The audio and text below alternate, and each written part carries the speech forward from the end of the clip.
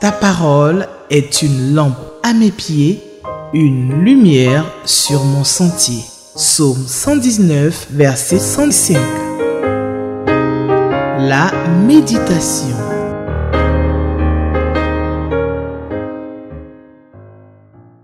Bien-aimés, dans le livre de Jérémie au chapitre 36, la Bible nous parle d'un roi qui s'appelle Joachim. C'est le roi de Juda. Lui et puis ses officiers, ils ont rejeté les avertissements de Dieu. Le roi avait découpé et il avait brûlé les paroles du rouleau dictées à Baruch par le prophète Jérémie sous les ordres de l'Éternel. Dieu dit à Jérémie, prends un autre rouleau et écris de nouveau toutes les paroles qui étaient sur le premier rouleau. Bien-aimés, frères en Christ, recevez mes salutations fraternelles en Jésus notre Sauveur bien-aimé, qui ne se lasse jamais de nous instruire, de nous avertir et de nous rappeler ses directives, ses commandements, ses promesses contenues dans sa parole. Il le fait encore aujourd'hui en nous invitant à méditer sa parole dans le livre de Nombres, au chapitre 11, le verset 21 à 35. Les questions numéro 2, 3 et 7 du lecteur de la Bible nous aideront dans notre réflexion de ce jour. Bien-aimés, nous prions avant de lire et de méditer la bonne parole de notre Dieu. Père, nous te bénissons, nous te rendons grâce parce que tu es un bon pédagogue. Tu nous répètes tous les jours les mêmes choses, les mêmes enseignements, les mêmes avertissements, les mêmes lois, les mêmes principes. Tu nous as dit que ce qui s'est passé hier, c'est ce qui va se passer encore aujourd'hui. Ta parole est immuable. Elle est la vérité qui ne change jamais. Donne-nous, Seigneur, en retour de faire un effort, de la mettre en pratique, de la méditer, de la mettre en pratique, de vivre cette parole que tu ne cesses de nous enseigner. Tu ne cesses de nous instruire dans ces choses parce que c'est pour notre bien, c'est pour notre salut. Bénis ta parole, Père. Bénis chacun de nous au nom de Jésus, notre Sauveur bien-aimé. Amen. Bien-aimés, nous lisons la parole de Dieu. Dans Nombres chapitre 11, versets 21 à 35. Moïse répond à Dieu. Il dit ceci, « Ce peuple dont je fais partie compte 600 000 hommes de pied. Et toi, Dieu, tu leur promets pour un mois entier de la viande à manger. Abattra-t-on pour eux des brebis, des bœufs, pour qu'ils en aient suffisamment. Et même si on leur pêchait tous les poissons de la mer, en aurait-il assez? » L'Éternel répond à Moïse, « Le bras de l'Éternel serait-il trop court?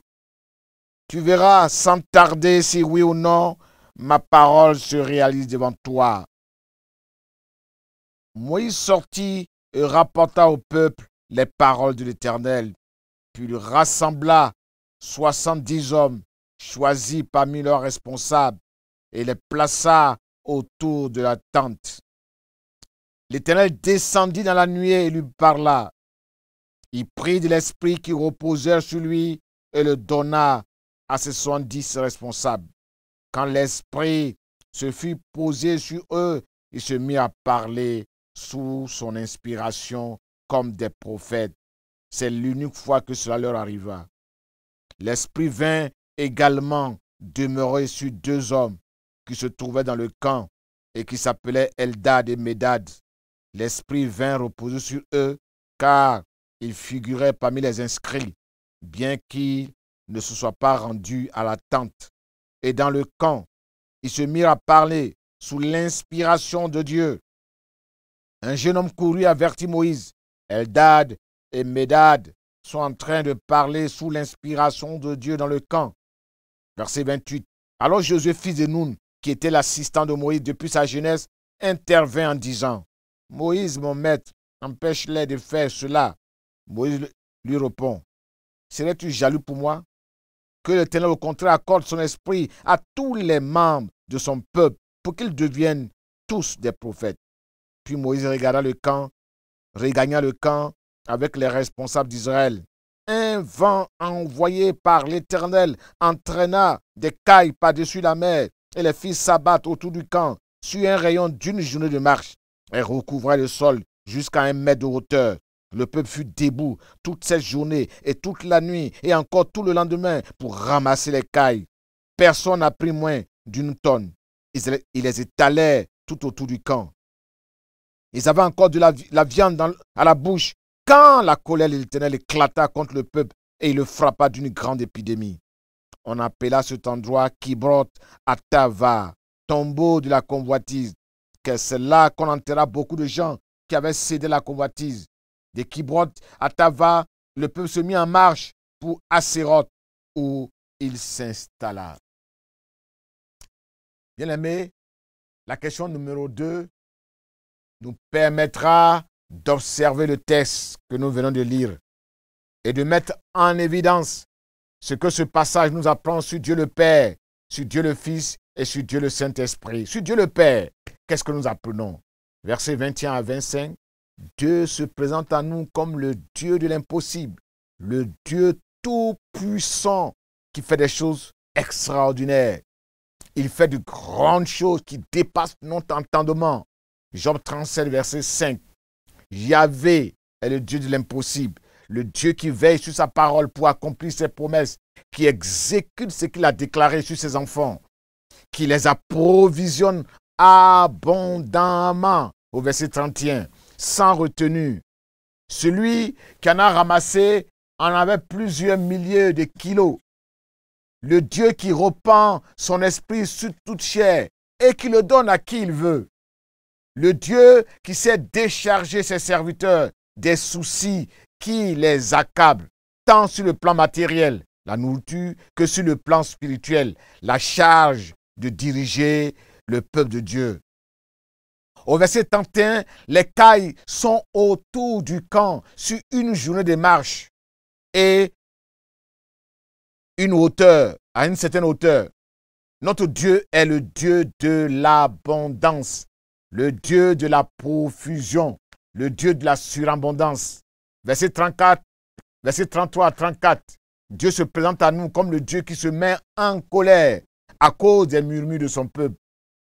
Le Dieu qui punit ceux qui murmurent contre lui, ceux qui sont envieux, ceux qui ont des désirs malsains, ceux qui sont animés d'un esprit d'excès de table. Qu'est-ce que nous apprenons sur le Saint-Esprit? Dieu descend dans un nuage de fumée. Le Saint-Esprit, la nuée est la manifestation de la présence de Dieu, de sa gloire, de sa puissance, de son autorité. C'est aussi le symbole du trône de Dieu, le lieu où il siège pour gouverner son peuple, pour lui parler à travers Moïse, le serviteur de Dieu. C'est aussi le symbole de la sainteté de Dieu, ce Dieu qui hait le péché, qui hait les murmures, qui hait les révoltes. Dieu ne réserve pas son Esprit Saint à une catégorie de personnes spécialisées, aux leaders seulement. Il le donne à tout son peuple pour le servir, parce que tout le peuple de Dieu est serviteur de Dieu. N'a-t-il pas dit qu'il répandra son esprit sur toute chair, sur les vieillards, sur les jeunes gens, sur les jeunes filles?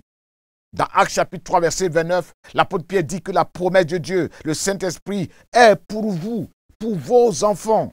Elle est pour tous ceux qui sont au loin, pour tous ceux que le Seigneur appellera demain, comme ce fit le cas pour Eldad et pour Médad.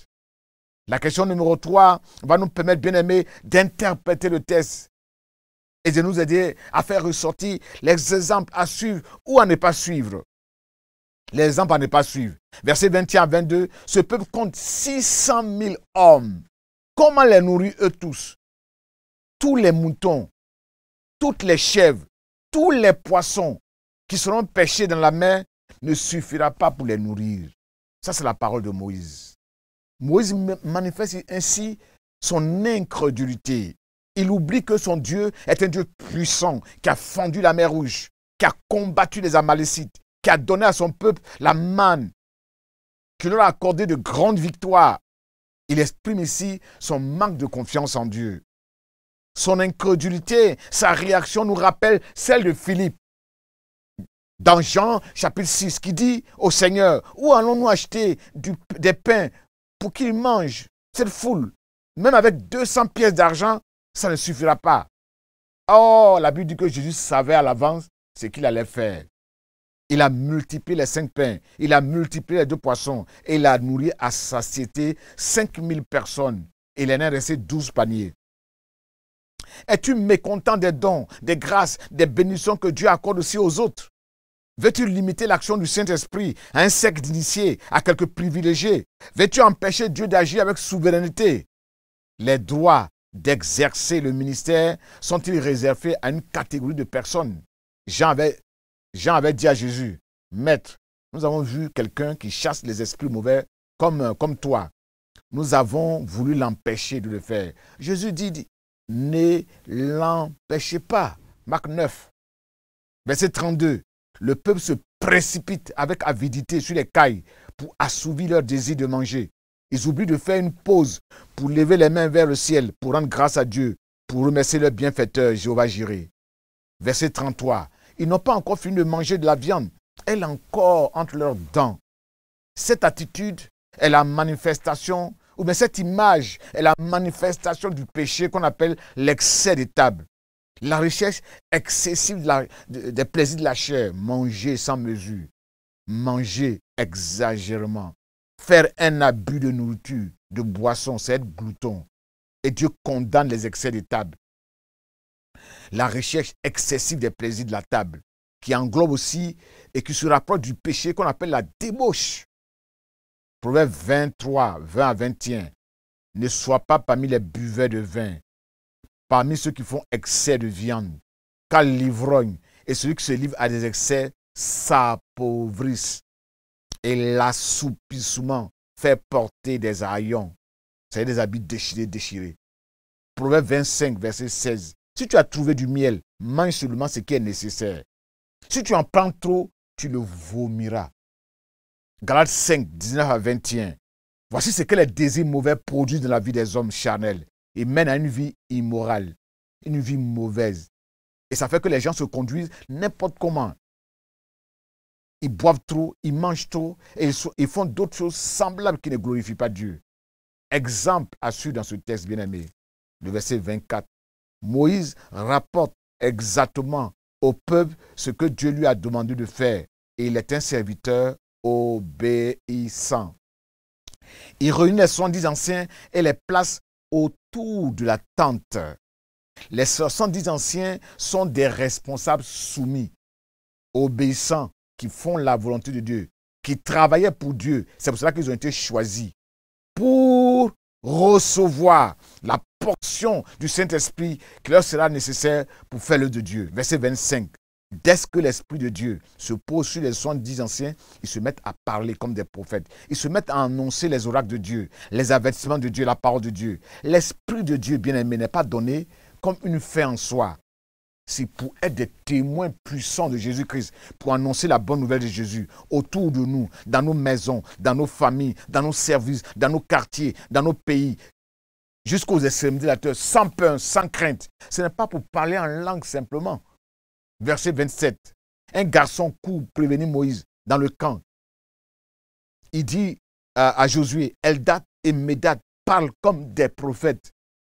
Le comportement de ce jeune homme n'est pas à blâmer. C'est un bon exemple. Il s'est senti concerné par l'ordre et la discipline dans le camp. Il n'a pas dénigré Eldad. Il n'a pas dénigré Médad, qui n'était pas parmi les anciens qui ont été oints du Saint-Esprit. Il n'a pas fait de fausses déclarations. Il n'a pas diffamé ces deux anciens par des accusations mensongères colportées de cour en cour. Il n'est pas un délateur, un dénonciateur, un mouchard qui dénonce pour des intérêts méprisables et égoïstes. Il a joué simplement son rôle de guetteur, de veilleur, de gardien du temple, chargé d'informer exclusivement les autorités spirituelles sur les défaillances constatées, sur les anomalies constatées, sur les déviations constatées dans le groupe, dans l'organisation, dans la communauté, pour qu'il y ait des corrections. Quand Néhémie et Esdras ont appris les dysfonctionnements, les déviations constatées au milieu du peuple, la Bible dit qu'ils ont fait des réprimandes plutôt aux notables. Ils ont fait des réprimandes aux magistrats, aux chefs de famille. Ils ont pris des mesures de correction pour que la situation puisse changer, pour apaiser la colère de Dieu. Au verset 28, Josué, fils de Nun, est l'adjoint de Moïse depuis sa jeunesse. Il est un modèle à suivre, un modèle de fidélité, un modèle de loyauté, un modèle de patience, un modèle de persévérance, un modèle d'humilité. Depuis son jeune âge, il a accepté d'être le serviteur, le disciple de Moïse pour apprendre, pour se former auprès de lui, afin de pouvoir assurer la charge qui lui reviendrait après la mort de Moïse, son leader, son mentor, conduire le peuple de Dieu comme Moïse. Au verset 29, si seulement le Seigneur pouvait donner son esprit à tous les Israélites, si seulement ils étaient tous des prophètes, cette humble attitude de Moïse démontre sa maturité spirituelle et le qualifie pour la mission que Dieu lui a confiée, conduire le troupeau de Dieu. Moïse n'envie pas les dons des autres. Il ne s'accapare pas des dons. Lui seul, le ministère pour lui seul, le ministère d'encadrer, de diriger le peuple de Dieu. Il accepte de déléguer une partie de ses responsabilités, de le partager. Il est un bon leader bien-aimé, capable de gérer les conflits, de calmer les situations qui peuvent troubler l'ordre public, la sérénité du groupe. Verset 35. Les enfants d'Israël ne s'arrêtent pas dans le lieu de leur forfait, de leur murmure, de ce souvenir douloureux, des désirs malsains, mais ils quittent ce lieu pour dresser leur tente à Asséroth afin d'y camper. Quelles sont les vérités spirituelles que nous pouvons tirer de ce texte bien-aimé? Versets 21 à 23. Moïse dit à Dieu, tu dis que tu vas nourrir pendant 1 mois entier ces 600 000 hommes. Tous les poissons, tous les moutons, toutes les chèvres ne suffiront pas. Dieu répond à Moïse, ne suis-je pas assez puissant? Tu vas voir si ma parole ne se réalise pas. Frère, le bras puissant de Dieu n'a jamais été raccourci pour agir. Il n'y a pas de limite à ce que Dieu veut faire, à ce que Dieu peut faire. Sa puissance est sans limite. Romains 1, 20. Par sa puissance, Dieu peut faire infiniment au-delà de ce que nos prières peuvent demander ou que notre imagination ose espérer. Éphésiens 3, 20. Dieu opère des prodiges. Exode 15. Il n'y a pas une chose qui soit trop extraordinaire pour lui. Jérémie 32, verset 27. Il envoie sa promesse sur la terre. Sa parole court avec rapidité pour accomplir sa volonté. Psaume 147, verset 15. Et il accomplit sa volonté. Ce qui est impossible pour les hommes est possible pour Dieu. Luc 18, verset 27. Bien-aimé, quand l'homme est à bout, quand l'homme est incapable de nourrir une grande foule de 600 000 hommes, de donner à boire aux invités d'un mariage, c'est à ce moment-là que Dieu et son Fils se manifestent. Ils proposent toujours un plan B bien préparé. Ils ont tout prévu. Ils ont la situation en main. Ils ont la solution parfaite. Leur secours ne manque pas dans la détresse. Ils savent à l'avance ce qu'ils vont faire. Versets 24 à 25. Puis, il réunit les 70 anciens. Il les place autour de la tente. Le Seigneur descend dans le nuage de fumée et il parle à Moïse. Il prend une part de l'esprit qui est en Moïse et il la donne aux 70 anciens. Bien-aimé, c'est dans la présence de Dieu, dans la tente d'assignation, que les responsables, les serviteurs de Dieu, les chefs du peuple puisent leur force, acquièrent la sagesse, acquièrent la restauration, le renouvellement et la crainte de Dieu pour mieux le servir. C'est dans ce lieu qu'ils retrouvent la dignité et le sérieux de leur sacerdoce, de leur ministère. Verset 28.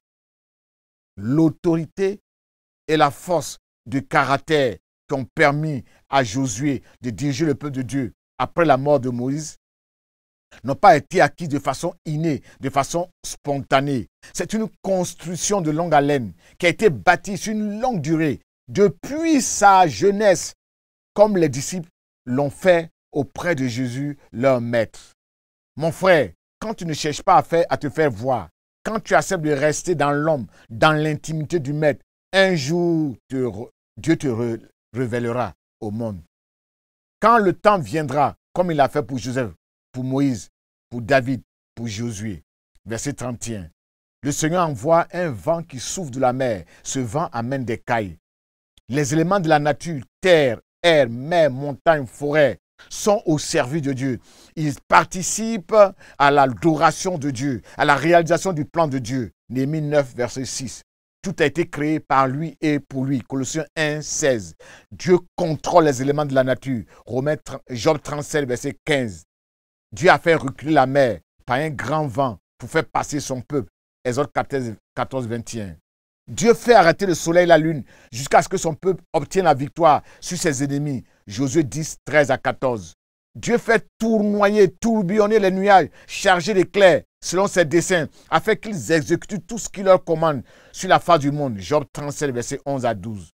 Verset 33 à 34.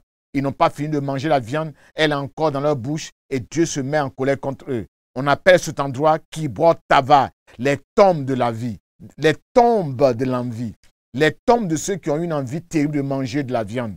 Cette image des tombes de l'envie illustre parfaitement ce que la pensée populaire dit. Ce que nous mangeons, ce que nous mettons dans notre bouche cause notre tombe, notre chute, notre disqualification.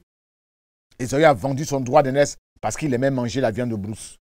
La Bible dit que ceux qui ont leur Dieu pour ventre courent à la perdition éternelle. Ils se ferment l'accès au royaume de Dieu. Philippiens 3, verset 19, Galates 5, 21. C'est un piège, une source de misère. Les cœurs peuvent s'alourdir à cause des excès du manger du bois. Le retour de Jésus peut nous surprendre à cause des excès du manger du bois. C'est pour cela que le chrétien doit marcher loin des excès, doit marcher loin des souillures de la nourriture. Ce chemin est une source d'approvisionnement. Proverbe 23. C'est pourquoi la Bible dit « Malheur à toi, pays dont le roi est un enfant, dont les princes mangent dès le matin. Ils ne mangent pas au temps convenable. » Ecclésiaste 10, 16 à 17. Les excès de table sont la source, le point déclencheur des immoralités sexuelles, de la débauche sexuelle et des orgies démoniaques. Le peuple s'est assis pour manger, pour boire. Ensuite, ils sont mis debout pour s'amuser, pour se divertir, pour vivre dans la débauche avec les filles de Moab. 1 Corinthiens 10, nombre 25. Et ce jour-là, 23 000 sont morts en un seul jour. Oui, le pain, la nourriture sont source de tentation.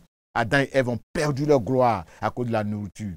Le diable a utilisé la nourriture pour tenter Jésus, mais Jésus a été vainqueur. Et mon Dieu est capable de pourvoir à tous vos besoins spirituels, à tous vos besoins matériels, à tous vos besoins financiers, à tous vos besoins sociaux, selon sa glorieuse richesse qui se manifeste en Jésus. Philippiens 4, 19. C'est par ce verset-là que je voudrais terminer cette méditation avec nous. Prions, bien-aimés. Notre Dieu, notre Père, nous te bénissons, nous te rendons grâce, parce que notre Dieu, tu t'es présenté aujourd'hui à nous comme le Dieu de l'impossible, le Dieu qui fait de grandes choses, le Dieu qui utilise les éléments de la nature pour accomplir ta volonté. Donne-nous, Seigneur, ton Esprit Saint pour faire ton œuvre. Donne ton Esprit Saint à tous tes enfants dans l'Église pour être capable, comme Moïse, comme Josué, de pouvoir, notre Dieu, porter la charge de l'œuvre de Dieu. Merci, Seigneur, de ce que tu te présentes à nous comme le Dieu qui pourvoit tous nos besoins. Nous bénissons ton nom, nous louons ton nom pour ta fidélité. À toi toute la gloire, la louange et l'honneur au siècle des siècles. Amen. Ta parole est une lampe à mes pieds, une lumière sur mon sentier. Psaume 119, verset 105. La méditation.